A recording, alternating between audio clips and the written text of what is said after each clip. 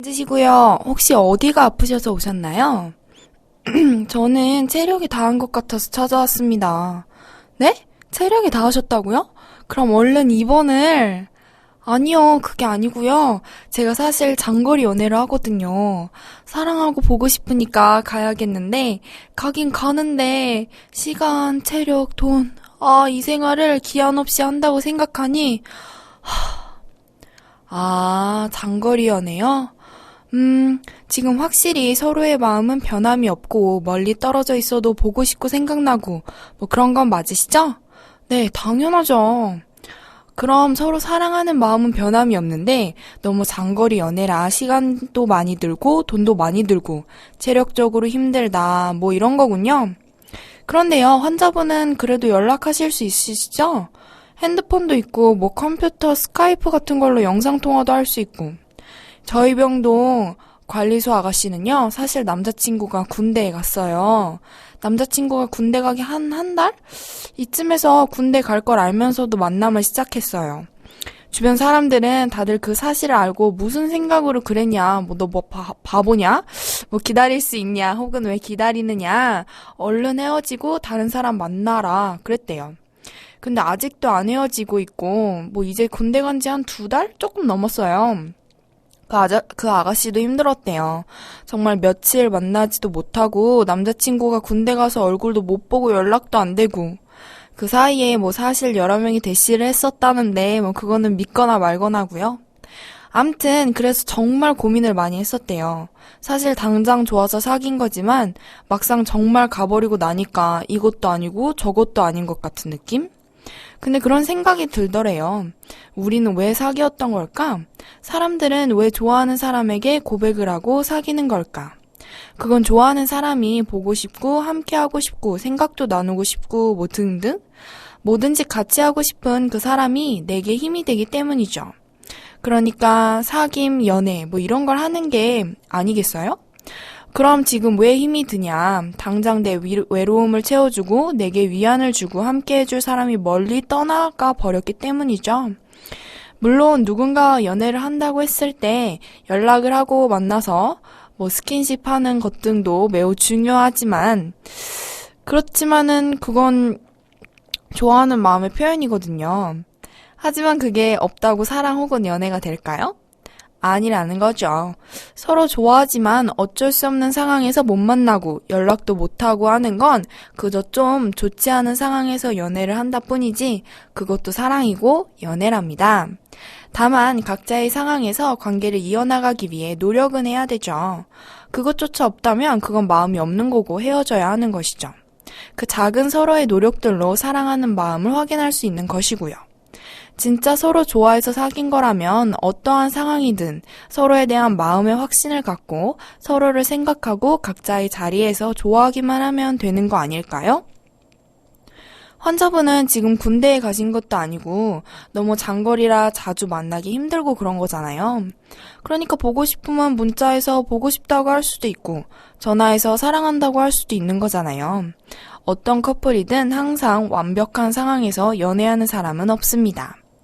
남자친구가 군대에 간 경우도 있고 여자친구가 교환학생을 가서 더 멀리 떨어져 있는 경우도 있고 아니면 아예 반대로 CC라서 너무 아침부터 밤까지 붙어있게 되어 서로의 사생활이 보장되지 않은 경우도 있죠. 또 둘 다 너무 바빠서 정말 일주일에 한 번, 1시간씩밖에 못 보는 커플들도 있고요. 다들 각자의 상황에서 힘들지만 서로 좋아하니까 상대방을 생각만 해도 힘이 나고 내 삶의 에너지가 되니까 시간이든 돈이든 체력이든 투자해서 계속 관계를 유지시키려 하는 것이 아닐까요? 물론 마음이 못 보는 만큼 점점 멀어져서 그게 시간이 지나도 회복되지 않는다면 그건 좋아하는 마음이 없어지는 거고 그럼 한 명만 좋아하는 짝사랑인 거니까 뭐 시간을 가지고 지켜보다가 진짜 확신이 섰을 때 헤어져야 하는 것이 맞고요. 하지만 지금 환자분의 상황은 그게 아니잖아요. 여전히 좋아하고 보고 싶고 그분이 힘이 되시잖아요. 그럼 고민할 것 없습니다. 각자의 자리에서 상황에서 최선을 다하고 그 마음을 표현하고 나누면서 사랑을 지켜나가시면 되는 거니까요. 뭐 횡성수설 이 말 정말 많았는데 환자분께 꼭 도움이 되셨으면 좋겠네요. 네, 정말 감사합니다. 도움이 많이 된 것 같아요. 먼데이 키즈의 처음 만난 그때 틀어드릴 테니까 처음 여자친구를 만나셨던 때를 떠올리시면서 마음을 다시 다잡으시고 힘을 내셨으면 합니다.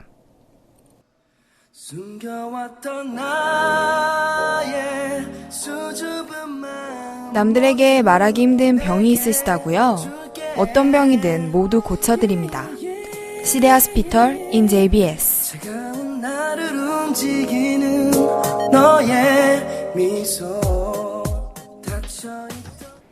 김간호사 다음 환자 들여보내.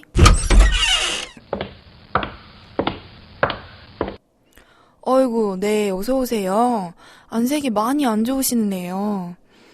네, 요즘 잠을 좀 못 자가지고. 그럼 불면증 때문에 오신 건가요? 네, 요즘 악몽을 계속 꿔서요. 일주일에 한 2번 이상은 꾸는 것 같아요. 근데 그 악몽이 계속 똑같은 꿈을 꿔요. 진짜 정신과 가봐야 하나 하다가 여기가 종합적으로 진료를 잘한다고 해서 찾아왔습니다. 그럼요. 물론 저희 병원이 진료를 잘하죠. 악몽을 꾸신다고요? 그것도 같은 꿈을 계속해서. 진짜 밤에 잘 못 주무시겠어요. 먼저 꿈이 무엇이고 꿈을 꾸는 원인에 대해 알려드려야겠네요. 인간의 뇌는 수면 중이라도 완전히 쉬고 있는 게 아닌데요. 깨어있을 때도 이른바 멍을 때리기도 하고 공상을 하기도 하잖아요. 꿈이란 기본적으로 공상이나 상상과 같은 현상이 수면 중인 뇌에서 일어나고 있는 것이라고 생각하면 됩니다. 그럼 잠자고 있을 때는 언제나 꿈을 꾸고 있는 것이냐? 아닙니다. 대개 수면은 얕은 상태와 깊은 상태를 번갈아 가면서 취하게 되는 것인데요. 깊은 잠에서 얕은 잠으로 이동할 때는 안구가 급속히 움직이므로 렘 수면이라고 합니다. 주로 이때 꿈을 꾸고요. 하룻밤에 이 렘 수면이 한 4회 정도 있고 한 해당 30분 정도 된답니다. 렘 수면에 들어갔을 때는 90 이상이 꿈을 꾼다고 생각하시면 됩니다.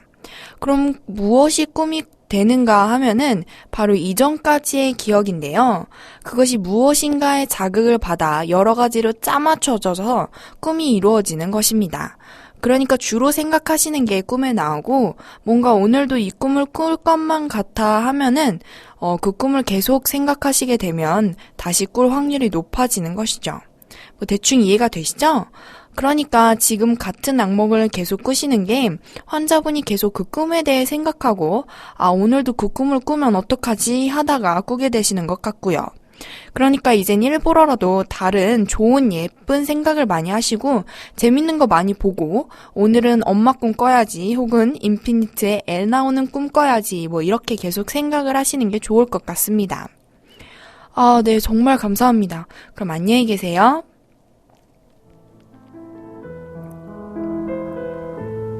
김간호사, 방금 환자가 마지막 환자였나? 네, 오늘도 환자분들을 잘 치료해준 것 같군. 김간, 인피니트의 내과 하자랑 Can You Smile 들려드리고 셔터 내려. 지금까지 기획의 강주희, 기술의 김찬중, 진행의 황문정이었습니다. 청취해주신 할구 여러분 고맙습니다.